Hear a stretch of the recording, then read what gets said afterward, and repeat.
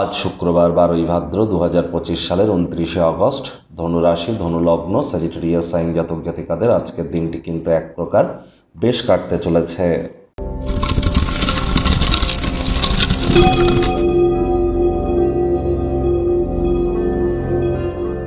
ভিডিওটির শুরুতেই স্ক্রিনে আপনারা দেখতে পাচ্ছেন দেবী মহালক্ষ্মীর গায়ত্রী মন্ত্র। ওম শ্রী মহালক্ষ্মী চ বিদ্মহে বিষ্ণুপত্নাই চ ধীমহি তন্ন লক্ষ্মী প্রচোদয়াৎ। এটি আজ আপনারা সারাদিন 108 বার জপ করুন, অত্যন্ত উপকৃত হবেন। যারা মহিলা আছেন বিবাহিত, আজ সন্ধেবেলার সময় স্নান আদি সারুন, সারাটা দিন নিরামিষ খান, স্নান আদি সেরে শুদ্ধ বস্ত্র পরিধান করুন রেড অ্যান্ড হোয়াইট কম্বিনেশনের।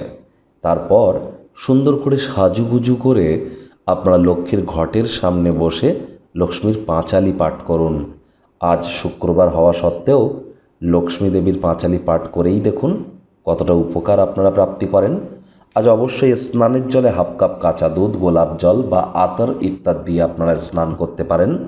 সাদা রঙের বস্ত্র আপনারা পরিধান করুন। দেবী মহালক্ষ্মী বা মাতা লক্ষ্মীর নাম জপ ধ্যান আরাধনা করুন।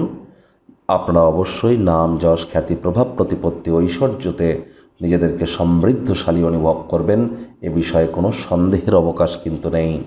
ভাগ্যমিটার আজ আপনাদের বলছে 7 আউট অফ 10, ভাগ্য আপনাদের অনুকূলেই থাকবে। প্রেম দাম্পত্য এই দুই ব্যাপারেই আপনাদেরকে একটু সাবধানতা অবলম্বন করেই চলতে হবে। এমন কোনো ক্রিয়াকলাপে নিযুক্ত হন যা উৎসাহব্যঞ্জক এবং আপনাকে মানসিকভাবে ভারমুক্ত রাখবে।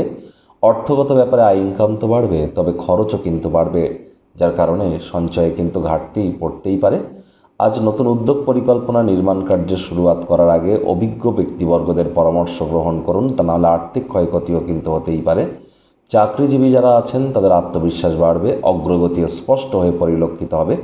নিজের মনকে নিয়ন্ত্রণে রাখুন, মূল্যবান সময় যেন নষ্ট করবেন না। টাইম ম্যানেজমেন্ট সম্পর্কে জ্ঞান বৃদ্ধি করুন, তাহলে দেখবেন যোগ্য কর্মচারী হয়ে থাকলে প্রশংসার পাত্রপাত্রী হবেন। স্যালারি ইনক্রিমেন্টও আপনাদের হতেই পারে।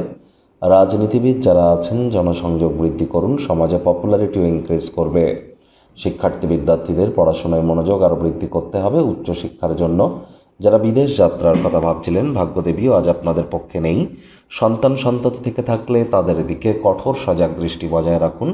হাউসওয়াইফ যারা আছেন দিনের শুরুটা তাড়াতাড়ি করুন। প্রেমিক প্রেমিকা, স্বামী স্ত্রী উভয়ের ক্ষেত্রেই বলবো রূঢ় বাক্যের প্রয়োগ, অশ্লীল ব্যবহার যেন করবেন না।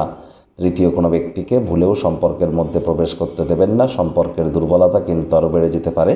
শত্রুপক্ষ বিরোধী পক্ষ আজ খুব একটি শক্তিশালী থাকছে না। পরিবার পরিজন, নিকটস্থানীয় ব্যক্তিবর্গ, বন্ধু স্বজন কারোর উপরেই জোর করে নিজের মতামতকে যেন জাহির করতে যাবেন না। ছোটোখাটো ব্যাপারে অন্যের বিষয়ে ভুল ত্রুটি ধরার স্বভাব থাকলে ত্যাগ করুন, তা নাহলে সম্পর্কের অবনতি কিন্তু অবশ্যই হতে পারে।